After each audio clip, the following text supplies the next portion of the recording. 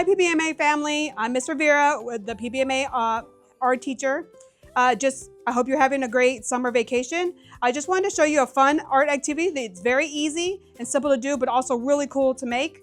All right, so the materials you would need is foil. It can be any kind of cooking foil, washable markers, a permanent marker, a spray bottle, and a blank piece of paper. Now try to make sure the paper is a little bit thicker than regular paper. So you can use construction paper or cardstock paper, whichever works for you. Now a lot of these materials can be found at the dollar store or even Walmart. All right, so the first thing you're gonna do using your permanent marker is to draw a picture of what you want, right? Now, the next thing you're gonna do is use your color washable markers and you're gonna color it onto the foil. All right, in whatever pattern you would like. All right, now the reason why we want washable is because we're gonna be taking the ink off of the foil and putting it onto our artwork. All right, so now here comes our spray bottle. You're gonna take the spray bottle and you're gonna spray it on your colored foil. All right, just enough to get it running a little bit.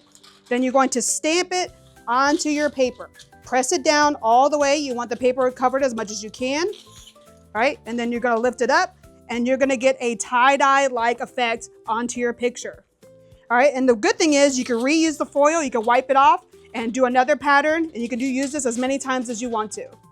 All right, and you can also use this for coloring sheets. You can draw as many different pictures as you want. Very, very cool, very, very exciting. All right, guys, have a good summer. See you next year. Good morning, evening, or afternoon, PBMA Sharks. I am Miss Howell, the elementary music teacher here, and I hope you all are having an amazing summer. You have worked so hard, and this is your time to relax. But today I'm going to show you how to make homemade music instruments. How you do that, Miss Howell? I got you, no worries. So the first thing we're going to learn how to do is to make a guitar, a homemade guitar. You're going to take a regular Kleenex box, you see, one that you can get from the Dollar Tree, Family Dollar, even Walmart, whichever one you like. And you're going to take rubber bands. See, rubber bands, you're going to get different sizes. So you get a small one, you get a large one, or a medium-sized one, and you're going to put them across the box to make your guitar. So I've already got two, and I'm putting this last one on there if I can. If not, it's okay. And they should make different sounds.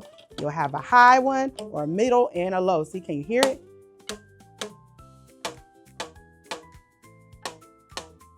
Look at that, you got your own homemade guitar. Oh my goodness, oh my goodness. So you gotta show me what it looks like when we come back from school. Next, I'm gonna show you how to make your own homemade chimes. All you do is get 3 jars of the same size. You're going to get water. Now don't use all of the water in the house, okay? You can get 1 bottle of water and you're gonna pour different levels of water in the jars, because when you do that, the sound is different as well. So I have a small amount in this one, I have a medium amount in this one, and I have a large amount in this one. And then you take a stick or you take a fork or a spoon and you create the sound. You may not be able to hear it here. You see the difference? Aha, aha.